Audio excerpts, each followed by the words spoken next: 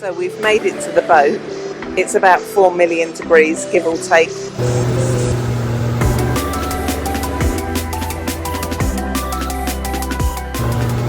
Good morning, everybody. Today I am off on a tour and I am going down to see the floating village. So it's a load of houses which are built on stilts. It's about a 30-minute ride to the lake. We haven't had rain here for about 2.5 months, so the water level is, well, it's almost gone. There's just a small little channel evidently that has been carved out to keep the boats going. But still, I'm looking forward to it. I think this is probably the last chance I'm going to get to do it. So today is the day.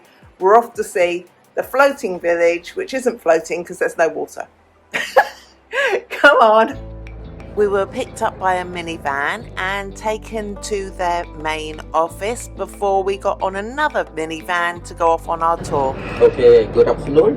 Welcome to Kampung Pilok. Kampung, which means fishing village.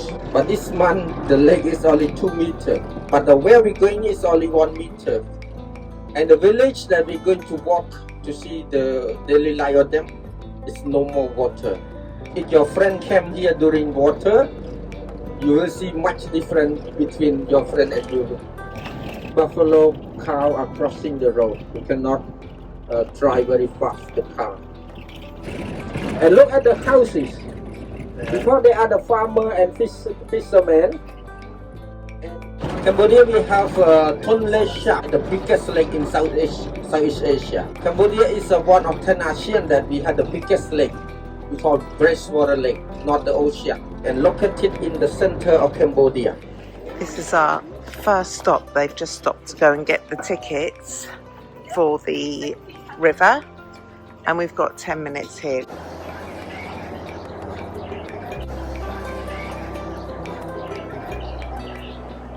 Right now the road is being tarmacked.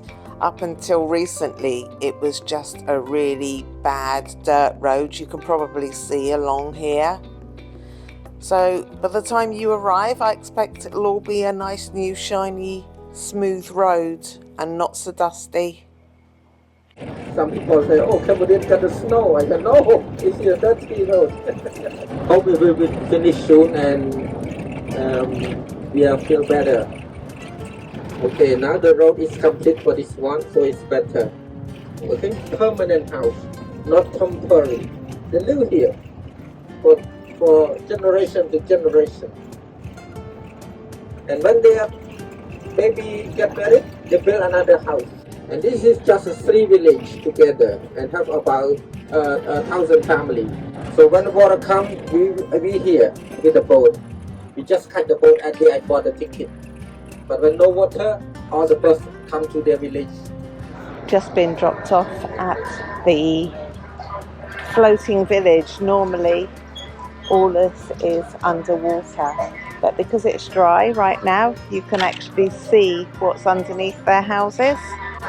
But you can also see quite how low the river is at the moment, because they can park their tuk-tuks and their motorbikes right up at their houses, because normally this is completely underwater.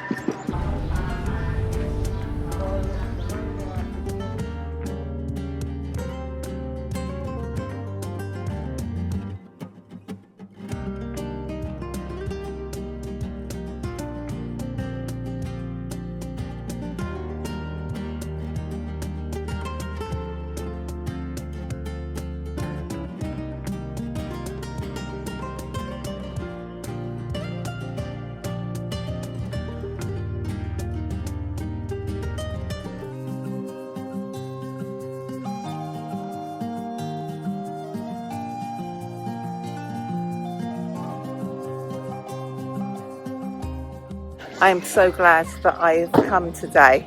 Look at this place here. It's really nice to be able to see underneath the houses and how they're made, right down to the foundations.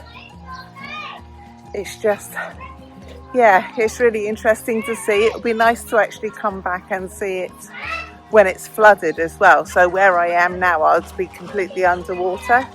But yeah, really nice, very interesting as well.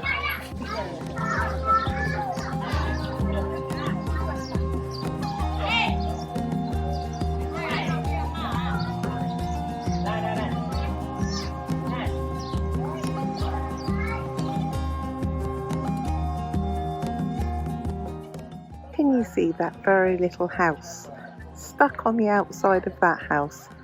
That's because when people die or when the parents die, they don't know where they go. So in case they want to come and visit, a little house is built on the outside for their spirits.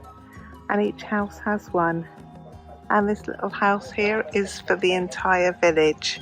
In the wet season, we would have got on the boat where we stopped to get the tickets. But because it's now dry season, we've walked through the town, which has actually been really, really nice. And now we're just headed down here, just down here to go and jump on our boat to have a little go down the river. Although I don't think there is an awful lot of water left in the river. Look at that cheeky little monkey, stealing all the offerings that they've left out. Oh, these gorgeous little colourful boats here, all lined up. So evidently the boats with the roofs on, they are just for tourism, not for fishing. The fishing boats have no roof on them. You can see how low that water is. Look at the earth, how parched it is.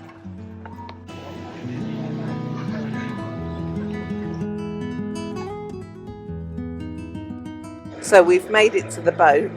It's about 4 million degrees, give or take 1 or 2. Can't wait to now actually just get out on the river and try and cool down a little bit. Here we go. So this little waterway, if you can hear me with that engine going, this is just a little trough that's been excavated out so that the boats can still run up and down on it. That is amazing. We've got a nice breeze going on now.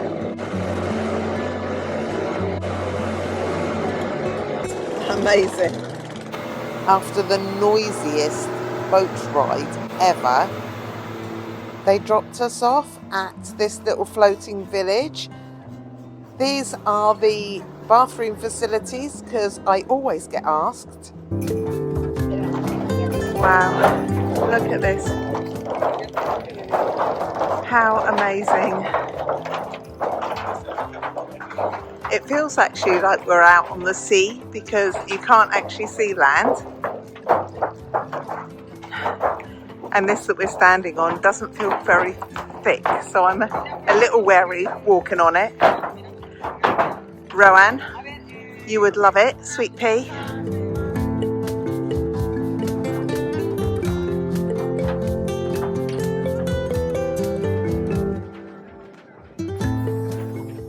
We've just spent an hour at this little restaurant place, and now we've set up camp on the top of the boat to try and cool off because it is still so hot and it's just before sunset.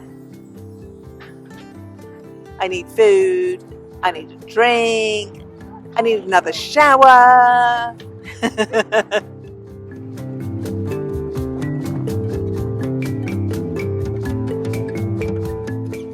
We're now back out on the river again, waiting for the sunset. But unfortunately, I don't think we're going to get one because the sun is hiding behind a dirty grey cloud. So these boats are the fishing boats because they've got no roof.